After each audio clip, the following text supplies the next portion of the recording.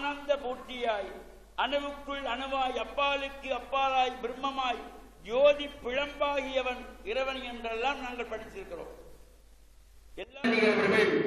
எழுதிய யாழ் நூலிலே ஒரு பாடல், இறைவன் எதை நம்மிடத்திலே இறைவனை இந்த அன்பின் மூலம் யார் யாரெல்லாம் வழிபாடு செய்கின்றோமோ அவர்களிடத்திலே இறங்கி வருவார்.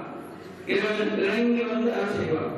அதனால்தான் இந்த அன்புகளை இங்க உள்ள இறை வழிபாடுகளில் ஈடுபடுகின்ற பொழுது அந்த இறைவனுடைய பரிபூர்ணமான திருவிழாவுக்கு கிடைப்பது மட்டுமல்லாமல் இந்த சில மணி நேரங்கள் நான் இவ்வாறு ஆலயத்திலே வந்திருந்து இங்கே நடைபெறுகின்ற இந்த அபிஷேகங்களை, பூஜைகளை, ஆராதனைகளை காணுகின்ற பொழுது நாம் எல்லாவற்றையும் மறந்து அந்த இறை சிந்தனையிலே இருக்கின்ற பொழுது நமக்கு இறைவர்கள் தானாக வந்து சேருமா?